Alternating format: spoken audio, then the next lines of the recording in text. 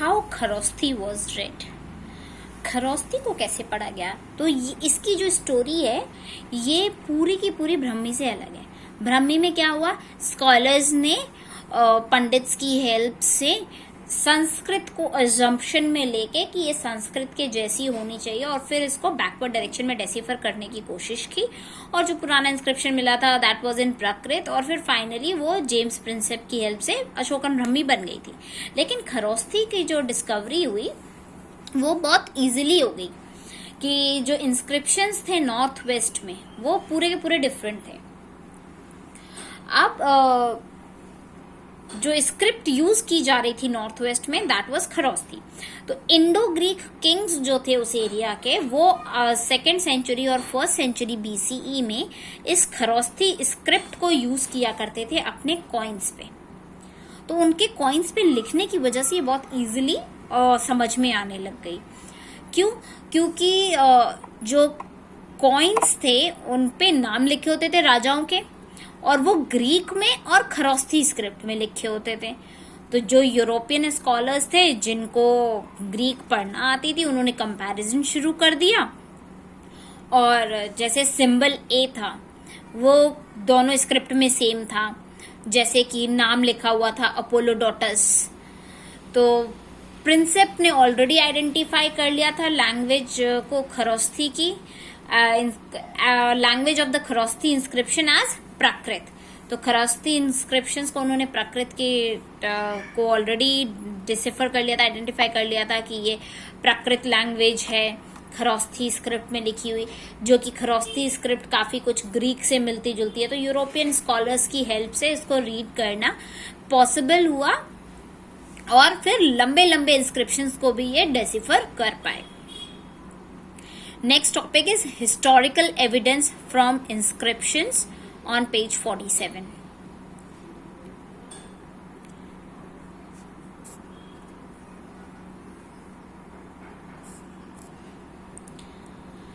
तो historical evidence कैसे मिलता है इंस्क्रिप्शंस से। अब अगर हम इंस्क्रिप्शंस की बात करें तो इसको बहुत अच्छे से स्टडी करना होता है, बहुत बारीकी से स्टडी करना होता है।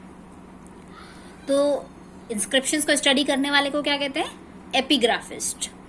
तो एपिग्राफिस्ट और हिस्टोरियंस ने एक साथ बहुत ज्यादा काम किया, अच्छे से काम किया, अशोकन इंस्क्रिप्शंस को बहुत क्लोजली अंडरस्टैंड करने की कोशिश की कि क्या कहना चाह रहे हैं। अब ये देखा जाता है कि अशोका रूलर के टाइम पे जो इंस्क्रिप्शंस थे उनमें कहीं भी किंग अशोक का नाम मेंशन्ड नहीं था, इंस्क्रिप्शंस में अशोका नाम मेंशन नहीं था।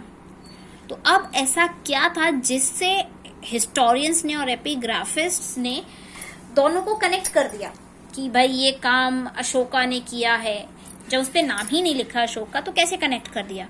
वो उन्होंने कनेक्ट किया क्योंकि अशोक को उस समय पर कई टाइटल दिए गए थे, जैसे देवनम्पिया टाइटल दिया गया था जिसका मतलब होता था beloved of the gods, Piyadasi नाम दिया गया था जिसका मतलब होता था pleasant to hold, pleasant to behold. Devanampiya, Piyadasi, ये नाम, ये टाइटल्स अशोक, किंग अशोक को दिए गए थे। और कुछ और इंस्क्रिप्शंस थे जहां पर अशोक का नाम मेंशन था। तो उन इंस्क्रिप्शंस को जहां पे अशोक का नाम मेंशन था और वो वाली जो इंस्क्रिप्शंस, दूसरी इंस्क्रिप्शंस जहां पे देवनम्पिया या पियादसी नाम इंस्क्रिप्टेड था, उन दोनों को कंपेयर करके देखा गया। और जब दोनों को बारीकी से एग्जामिन किया गया तो ये जो इंस्क्रिप्शंस थी उनको मैच किया गया, उनके कंटेंट, उनकी स्टाइल, उनकी लैंग्वेज, उनकी पैलियोग्राफी, उनके एपिग्राफिस्ट्स के टर्म्स में जब उन दोनों इंस्क्रिप्शंस को कंपेयर किया गया तो ये पता चलता है कि दोनों के दोनों इंस्क्रिप्शंस एक ही टाइम पीरियड को बिलोंग करते हैं जब एक सेम रूलर था। तो दैट मीन्स ये इंस्क्रिप्शन, लाइक ये इंस्क्रिप्शन है यहाँ पे अशोका नाम मेंशन्ड है, ये इंस्क्रिप्शन है जहाँ पे देवनम्पिया या पियादसी मेंशन्ड है, लेकिन दोनों का स्टाइल सेम है, दोनों इंस्क्रिप्शंस की लैंग्वेज सेम है, दोनों का पैलियोग्राफी, दोनों का एपिग्राफिस्ट सेम है, तो ये कह सकते हैं कि हाँ, अगर इस पे अशोक मेंशन्ड है तो ये देवनम्पिया और पियादसी भी अशोक वाला होगा, यानी कि ये दोनों के दोनों इंस्क्रिप्शंस एक ही टाइम पीरियड के या एक ही रूलर के अंडर के हो गए। ये भी देखा जाता है कि अशोक ने हमेशा ये क्लेम किया है, उसके इंस्क्रिप्शंस में ये मेंशन किया जाता था कि कभी भी रिसीविंग रिपोर्ट्स वाला सिस्टम नहीं था। उसके पहले जो रूलर्स रहे थे उनको रिपोर्ट्स नहीं मिलती थी कि क्या चल रहा है आजकल, क्या चल रहा है उनके पूरे किंगडम में, वो उसके पहले के रूलर्स को रिपोर्ट्स नहीं मिलती थी। और अशोक ने ऐसा कोई सिस्टम बनाया हुआ था कि उसको रेगुलरली रिपोर्ट्स मिलती थी, ये उसने क्लेम किया हुआ है अपने इंस्क्रिप्शंस के थ्रू। तो अगर पॉलिटिकल हिस्ट्री को हम कंसीडर करके देखते हैं अशोक से पहले की, अशोक जब सब कॉन्टिनेंट पे रूल कर रहा था उसके पहले की अगर हम हिस्ट्री को देखते हैं, पॉलिटिकल हिस्ट्री को, तो आपको थोड़ा सा डाउट होगा क्या ये स्टेटमेंट सही था। अब हिस्टोरियंस भी इस पे काफी ज्यादा काम कर रहे थे कि ये स्टेटमेंट ट्रू है या नहीं है, या ऐसे सिर्फ एग्जैजरेशन में आके ये चीजें इंस्क्राइब करवा दी गई अपने आप को प्रूफ करने के लिए।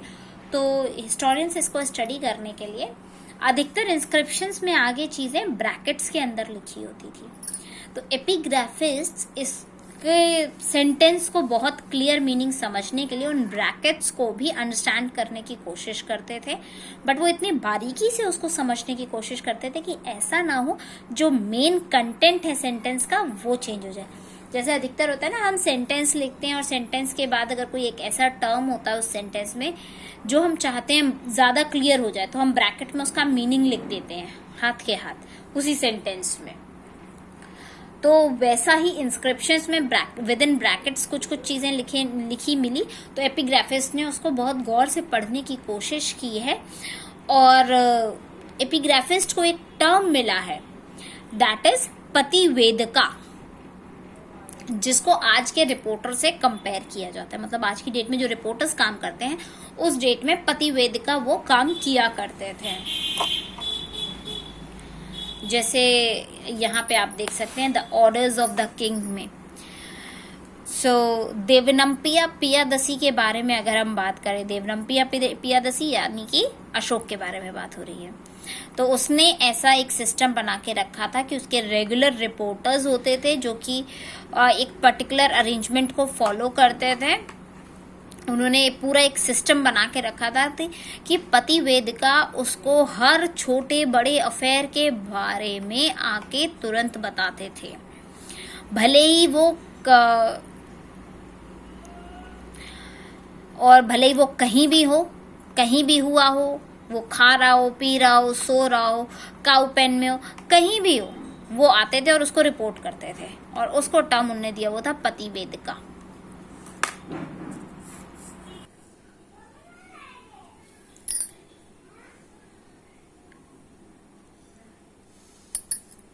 अगर हम बात करके देखें कि अशोका ने ये क्लेम किया हमको रिपोर्ट्स नहीं मिल रही, ये नहीं मिल रहा, तो मेरा एक प्रॉपर पतिवेदिका सिस्टम है जो मैं चलाता हूँ, जो मुझसे पहले रूलर्स का नहीं, मुझसे पहले होने वाले रूलर्स का नहीं था, तो उसको पीछे की बैकग्राउंड की सारी इन्फॉर्मेशन मिल रही थी, राइट, कि उसकी किंगडम में क्या चल रहा है।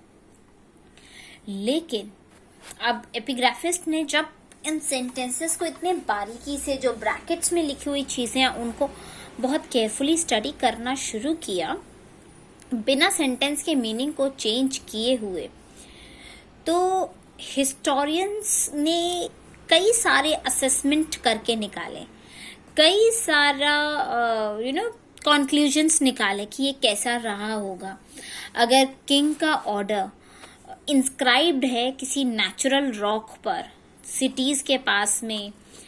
तो अब क्वेश्चंस, कई सारे क्वेश्चंस अराइज हुए जब उन्होंने समझने की कोशिश की ब्रैकेट्स में क्या लिखा हुआ है, इसको कैसे हैंडल किया जा रहा है और किंग क्या कहना चाहता है अपनी इंस्क्रिप्शन में। तो कई सारे क्वेश्चंस उनके सामने आके खड़े हो गए।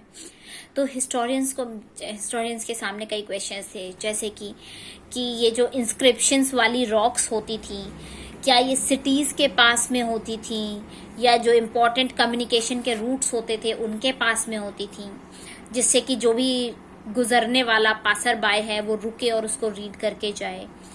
मोस्टली जो पीपल थे वो लिटरेट थे, तभी वो पढ़ पाएंगे, अदरवाइज वो कैसे पढ़ पाएंगे। तो लेकिन जैसा कि पता चलता है कि मोस्टली पीपल तो पढ़े लिखे ही नहीं थे, तो इंस्क्रिप्शंस पढ़ेगा कौन, समझाएगा कौन। क्या पूरी की पूरी सब कॉन्टिनेंट में प्राकृत लैंग्वेज चलती थी? मतलब पूरे पाटलिपुत्र में प्राकृत लैंग्वेज चलती थी, सब प्राकृत लैंग्वेज समझ जाते थे? क्या किंग के जो ऑर्डर्स होते थे उनको फॉलो किया जाता था? तो ऐसे क्वेश्चंस के आंसर्स बहुत इजी नहीं है ढूंढ पाना। तो हिस्टोरियंस को हमेशा इस पे क्वेश्चन मार्क लगा रहता है कि how to find such answers. कुछ ऐसी प्रॉब्लम्स भी सामने आई हैं अशोकन इंस्क्रिप्शंस में, जैसा कि हम यहाँ देख सकते हैं एंग्विश ऑफ द किंग। तो ऐसी प्रॉब्लम्स भी सामने आई हैं जो कि ये इंटरप्रेट करती हैं। तो एंग्विश मीन्स दर्द, जो पीड़ा होती है, जो दर्द, पेन हो रहा है, राजा का जो दर्द है। तो एंग्विश ऑफ द किंग मतलब राजा का जो दर्द है, राजा को जो पेन हो रहा है। तो कुछ ऐसी प्रॉब्लम्स भी अशोकन इंस्क्रिप्शंस के सामने आई हैं। अशोकन इंस्क्रिप्शंस को जब वो इंस्क्रिप्शंस को रीड किया गया है तो ये समझ में आया है कि रूलर को कई बार ये पेन भी होता था, जिसकी वजह से उसकी सिचुएशन में, उसके एटीट्यूड में चेंजेस आ जाते थे। लेकिन सिचुएशन और कॉम्प्लेक्स हो जाती है जब हम ये देखते हैं कि ऐसा कोई इंस्क्रिप्शन जहां लगा होना चाहिए वहां नहीं लगा हुआ। Let me make this very clear. जैसे कलिंगा की लड़ाई, हम नॉर्मली जो हिस्ट्री सुनते हैं या पढ़ते हैं तो हम ये जानते हैं कि अशोक ने कलिंग पर जब अटैक किया था तो उस कलिंग की लड़ाई में बहुत सारे लोग मारे गए थे, बहुत बेकसूर लोगों की हत्या हुई थी। तो कलिंग इज प्रेजेंट टाइम का उड़ीसा। तो यहाँ भी अशोक का नाम अशोक नहीं लिखा गया है, देव, यहाँ पे अगर आप चेक करेंगे तो देवनम्पी या प्रियादसी लिखा गया है। तो लेकिन क्योंकि अभी हम पहले पढ़ चुके हैं कि कंपैरिजन के बाद पता चलता है कि ये अशोक के ही बारे में रेफर किया गया है। तो जब अशोक ने कलिंग के ऊपर लड़ाई की, यानी उड़ीसा को कॉन्कर किया और उसको जीत लिया, तो 150,000 लोग वहां से जा चुके थे, 100,000 लोग मारे जा चुके थे और कुछ बहुत सारे लोगों का मतलब लाइफ चला गया था, मर गए थे लोग। अब उस चीज को देखते हुए कलिंग का जो लड़ाई के बाद जो अशोक था वो इतना इंटेंस हो गया, इतना दुखी हो गया कि उसने ये जो धम्मा सिस्टम था उसको स्टार्ट कर दिया कि अब लोग धर्म के अकॉर्डिंग चलेंगे और लड़ाइयाँ नहीं करेंगे, बड़ों की रिस्पेक्ट करेंगे, एक दूसरे के बीच में लव रहेगा। उसने धम्मा सिस्टम इंट्रोड्यूस कर दिया। That was a repentance. वो प्रायश्चित करना चाह रहा था। कलिंग के युद्ध से जो लॉस हुआ था उसकी वजह से वो चेंज हो गया था, उसका एटीट्यूड चेंज हो गया था और वो बदलना चाह रहा था। उसको दुख हुआ था देख के कि मेरी एक विन की लालसा में, एक जीत की लालसा में कितने लोग मर गए। तो ये एक इंस्क्रिप्शन मिलता है। अब कंट्रोवर्सी की बात कहाँ आती है कि ये बात हो रही है कहाँ की, कलिंगा की, यानी उड़ीसा की। तो आइडियली ये जो इंस्क्रिप्शन है इसको उड़ीसा में होना चाहिए था, उड़ीसा के बॉर्डर में होना चाहिए था कि किंग ने वहां की लड़ाई देखी तो ये इंस्क्रिप्शन उड़ीसा में लगा होना चाहिए था। लेकिन सिचुएशन गड़बड़ कहाँ से हुई कि ये इंस्क्रिप्शन उड़ीसा में नहीं पाया जा रहा है। ये उड़ीसा की प्रॉब्लम है, उड़ीसा में उनका हृदय परिवर्तन हुआ तो उड़ीसा में होना चाहिए था इंस्क्रिप्शन, लेकिन वहां पर नहीं है। तो जहां कॉन्कर किया गया वहां नहीं प्रेजेंट है। तो अब हम इसका क्या निष्कर्ष निकालें? क्या जो एंग्विश है किंग का वो इतना पेनफुल था इस रीजन में, और रूलर को इतना परेशानी हो गया कि वो अपने इशू को डिस्क्राइब ही नहीं कर पाया, एड्रेस ही नहीं कर पाया कि मेरी वजह से ये सब कुछ हो गया। क्या हम इसका ये मतलब निकालें? So there are many questions जो कि सिर्फ इंस्क्रिप्शन पढ़कर नहीं समझे जा सकते। और इसीलिए अब हम जो नेक्स्ट हेडिंग पढ़ने जा रहे हैं वो हम पढ़ने जा रहे हैं the limitations of inscriptional evidence. कि एक इंस्क्रिप्शनल एविडेंस हमको मिल भी गया, एक लिखी हुई चीज हमको मिल भी गई, लेकिन उसमें क्या लिमिटेशंस हमारे सामने आ गई। अब तक हम ये तो समझ चुके कि एपिग्राफी हर कुछ नहीं समझ सकती। कोई चीज अगर लिखी हुई है तो किस भावना से लिखी गई है वो हमको नहीं समझ में आ सकता। तो लिखे हुए को भी अंडरस्टैंड करना इज नॉट दैट इजी कि हमारे पास रिटन प्रूफ आ गया। कई बार कई टेक्निकल लिमिटेशंस आ जाती हैं, जैसे कि लेटर्स जो हैं वो फेंट हो गए हैं, रिकंस्ट्रक्शंस जो हो रहे हैं वो सर्टेन नहीं है, अनसर्टेन है, जो इंस्क्रिप्शंस हैं वो डैमेज हो गई हैं या लेटर मिस हो गए हैं। और इसीलिए ये हमेशा इजी नहीं रहता एग्जैक्ट मीनिंग निकाल पाने के कि इंस्क्रिप्शन में जो लिखा गया है उसका एग्जैक्ट मतलब क्या है, या एक पर्टिकुलर प्लेस या पर्टिकुलर टाइम को रेफर किया गया है तो इसमें क्या कहा जा रहा है। अगर हम एपिग्राफिक जर्नल के थ्रू जाएं, कुछ टाइमलाइन 2 में भी दिए गए हैं ये जर्नल्स, तो अगर हम उनके अकॉर्डिंग जाते हैं तो हमको पता चलेगा कि स्कॉलर्स कॉन्स्टेंटली इस चीज पे डिबेट करते रहते हैं, डिस्कस करते रहते हैं कि दूसरा तरीका और क्या हो सकता है इंस्क्रिप्शंस को रीड करने का। कई हजार इंस्क्रिप्शंस ऐसे डिस्कवर हुए हैं जो अभी तक डिसिफर ही नहीं किए जा पाए, या उनको ट्रांसलेशन ही नहीं पॉसिबल हो पाया है, वो पब्लिश ही नहीं किए जा सके हैं क्योंकि समझे ही नहीं जा सकते हैं। और कई सारे ऐसे इंस्क्रिप्शंस भी एग्जिस्ट करते हैं जो कि मतलब सरवाइव ही नहीं कर पाए हैं। ऐसे इंस्क्रिप्शंस जो शायद रहे होंगे उस टाइम पर, लेकिन अभी वो एग्जिस्ट नहीं करते हैं क्योंकि वो इतने टाइम की जो मतलब इतना जो टाइम चेंज हुआ वो एग्जिस्ट नहीं कर पाए, वो उस मार को, समय की मार को झेल नहीं पाया और वो डिस्ट्रॉय हो गए। तो हम ये कह सकते हैं कि जो इंस्क्रिप्शंस हमको मिले हुए हैं वो सिर्फ फ्रैक्शन है। पूरा इंस्क्रिप्शन, पूरा रिटन डॉक्यूमेंट हमको नहीं मिला है, हमको सिर्फ उसका एक पार्ट मिला है, जिससे पूरा का पूरा चीज को समझ पाना इज ऑलमोस्ट इम्पॉसिबल। हम आंकड़े लगा सकते हैं, हम सोच सकते हैं, हम कोशिश कर सकते हैं, बट उसको पूरी तरीके से समझ पाना इज नॉट पॉसिबल। और दूसरी एक बहुत फंडामेंटल प्रॉब्लम है कि हर छोटी बड़ी चीज को जो हम कंसिडर कर रहे हैं पॉलिटिकली या इकोनॉमिकली, वो इंस्क्रिप्शंस पे रिकॉर्ड नहीं की गई है।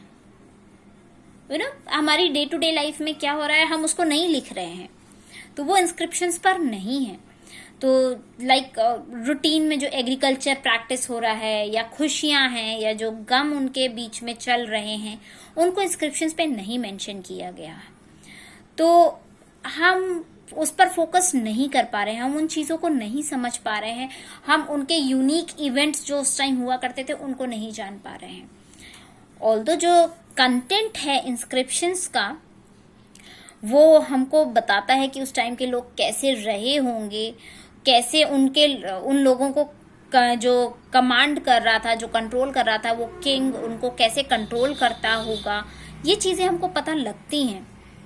लेकिन ये सिर्फ एक तरीके का ऑलमोस्ट टाइप का आंसर है ना, जस्ट मिलता जुलता कि हाँ ऐसा रहा होगा, कि अंडरस्टैंडिंग हम बेटर तरीके से कर पाए, पास्ट की अंडरस्टैंडिंग को हम ज्यादा समझ पाए। तो हम सिर्फ एक मिलता जुलता रिजल्ट निकाल पाते हैं कि क्या हुआ होगा। अब सिर्फ एपिग्राफी अकेले नहीं बता सकती, नहीं समझा सकती कि पॉलिटिकल और इकोनॉमिक हिस्ट्री कैसी थी। हिस्टोरियंस क्वेश्चन करते हैं ओल्ड और न्यू एविडेंस दोनों, क्योंकि एक्सकेवेशन का तो काम चलता ही जा रहा है, वो दोनों को कंपेयर करते हैं, दोनों में क्वेश्चन करते हैं कि ये कैसे रिलेटेड है। जो लेट 19th सेंचुरी या अर्ली 20th सेंचुरी के हिस्टोरियंस रहे हैं वो किंग्स की हिस्ट्री में इंटरेस्टेड रहे।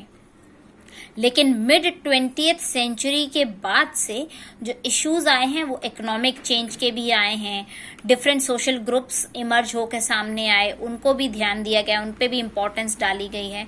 रिसेंट डेकेड्स में ये देखा गया है कि जो ग्रेटर एम्फेसिस दिया गया है that is on pre occupation, कि पहले कैसे with histories of marginalised group, जो बहुत कम ग्रुप्स वहाँ अवेलेबल थे उस टाइम पे, उनकी ऑक्यूपेशन कैसी थी, वो कैसे रहते थे, उन पर फोकस किया गया है।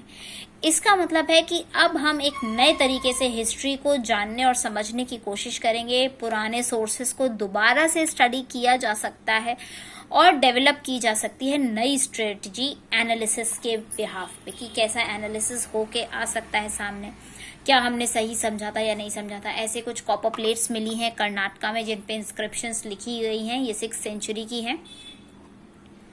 And with this we end our this chapter 2।